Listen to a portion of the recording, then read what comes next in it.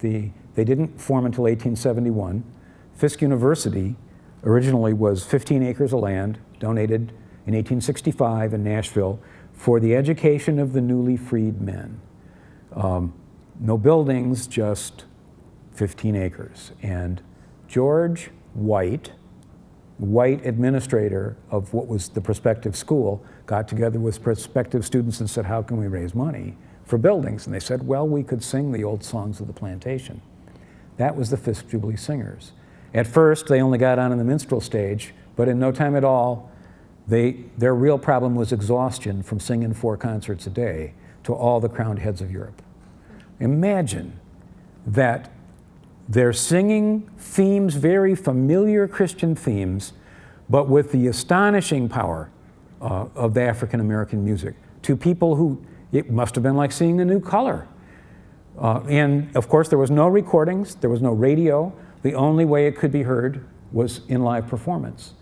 And so, if the king had 2,000 people he had to have hear this, they just had to keep singing.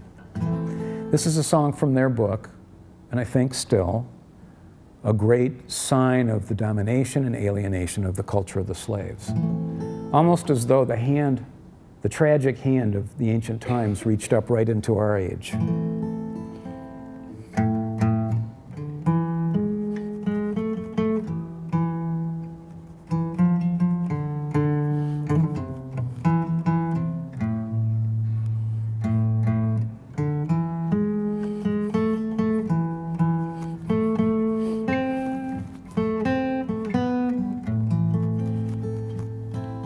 Soon I will be done with the trouble of the world, the trouble of the world, trouble of the world.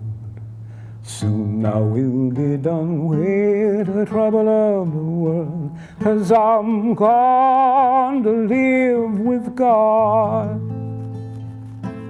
Soon I will be done with the trouble of the world, the trouble of the world, trouble of the world. Soon I will be done with the trouble of the world, 'cause I'm going to live with God. No more weeping and wailing, no more weeping and wailing, no more weeping and wailing. I'm gonna live with God. I want to see my mother. I want to see my mother. I want to see my mother. I'm gonna live with God. The trouble of the world, the trouble of the world, trouble of the world. Soon I will be done with the trouble of the world, 'cause I'm going to live with God. 'Cause I'm going to live with God.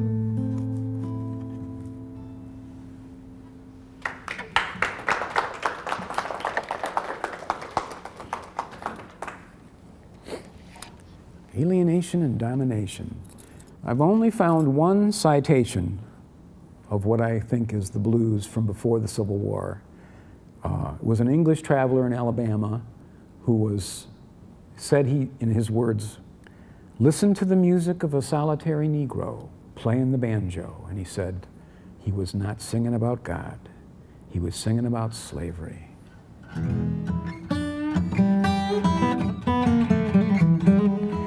And if indeed that was the main topic of the blues, then it wouldn't have been a music happily accepted by the masters. It wouldn't have been a music even the Victorians would have appreciated, it being as worldly as it was. And then after emancipation, the last thing you would sing about is slavery. And this is an artist talking, not a historian. I don't think there's a whole lot of historical evidence to go one way or another. I don't believe the history of the blues began in the 1890s like most history of the blues. I believe it was contemporaneous with all the old African-American music. A song like Sometimes I Feel Like a Motherless Child, which is in the Fifth Jubilee book, doesn't say a word about God. It talks about domination and alienation. And of course, after the Civil War, the last thing I would sing about is slavery. What's the next best thing? Love, where domination and alienation have the same kind of force.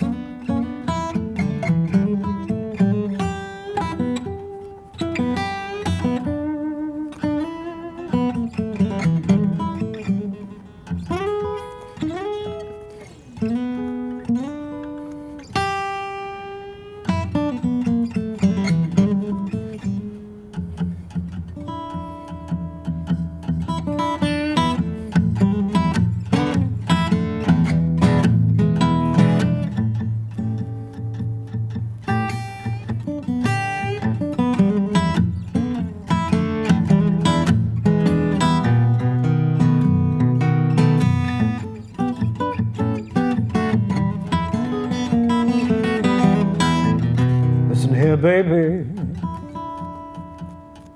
what I'm going to say to you, want you to know I got them bye-bye blues.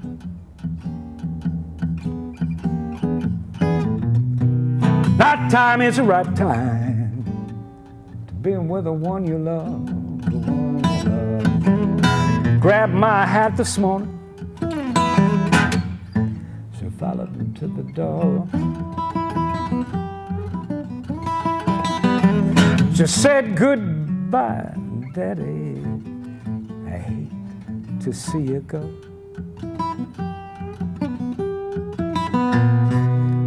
That time is the right time to be with the one you love, the one you love. Grabbed my hat this morning,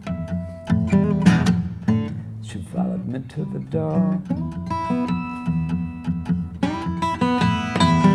She said goodbye, Daddy.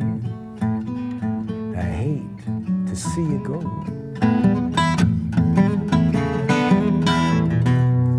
That time is the right time to be with the one you love, the one you love.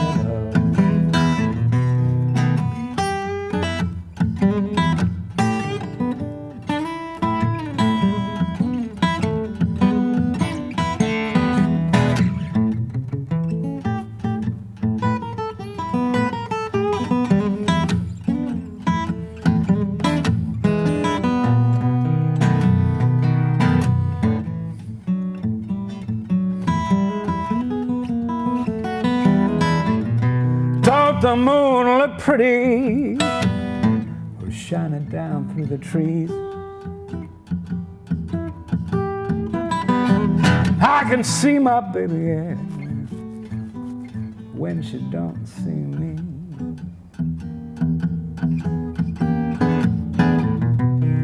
That time is the right time to be with the one you love.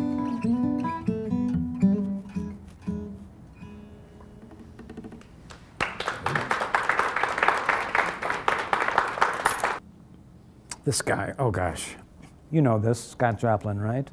You can still go to his house in St. Louis. The State Department of Parks discovered that one of the boarding houses he lived in was still standing.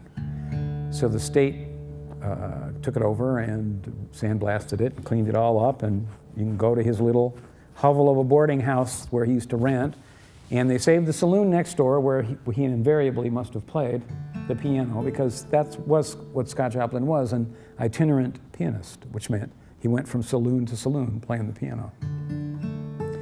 But he was a man with a great artistic vision. He is really a kind of American Shakespeare, it seems to me, just a wild genius that comes out of nowhere. He thought that American Ragtime could be the counterpart of Liszt and Chopin and the salon music of Paris. And even though he died penniless at an early age in an insane asylum, today his music is played on the fine art stations right along with Liszt and Chopin. This is a tune he wrote when he lived in that apartment in 1903.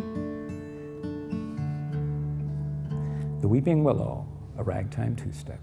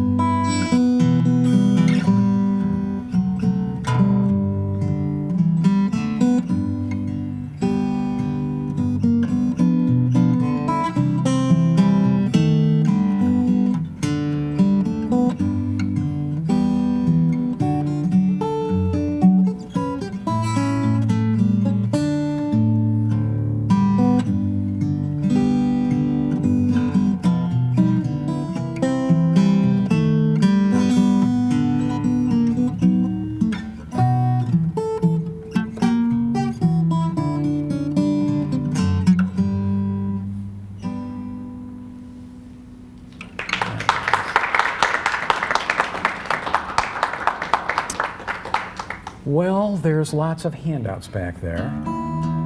I'll finish with this one. You know, so much of the African American story is a tale of overcoming, a great Horatio Alger tale. I mean, what better story than Louis Armstrong? But here's another one, Ethel Waters. I'll remind you that blacks couldn't get on stage until after the Civil War.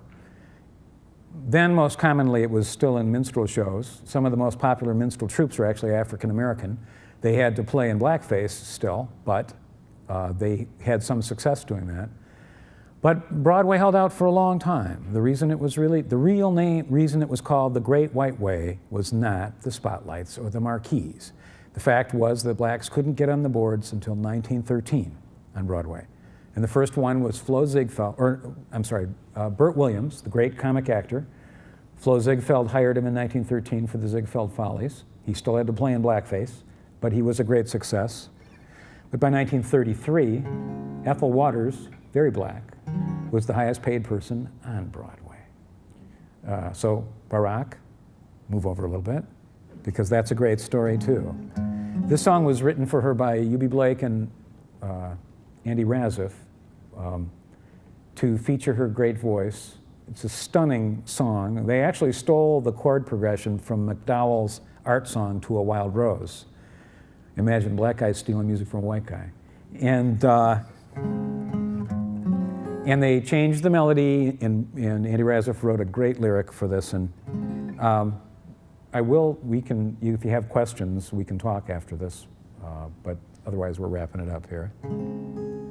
Why can't I forget like I should?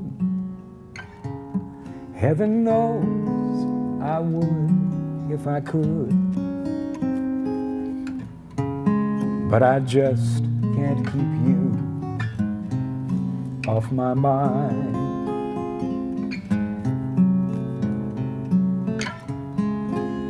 Though you've gone and love was in vain, all around me you still remain. Funny how fate could be so unkind.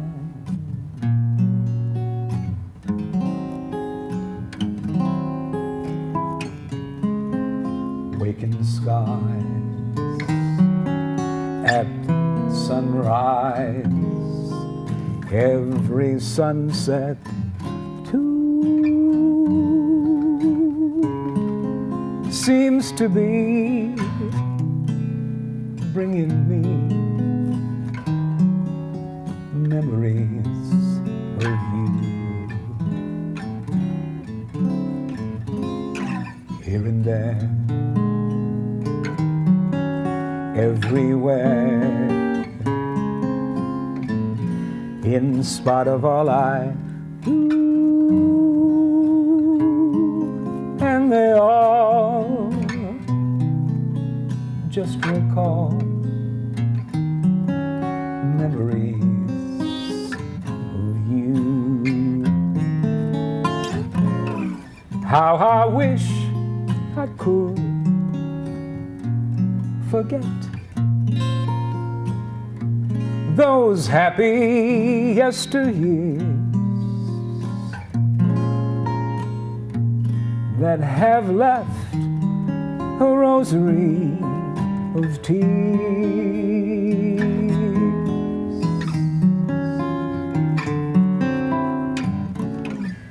Your face beams in all my dreams, in spite of all I do. Everything seems to bring memories of you. Memories of you.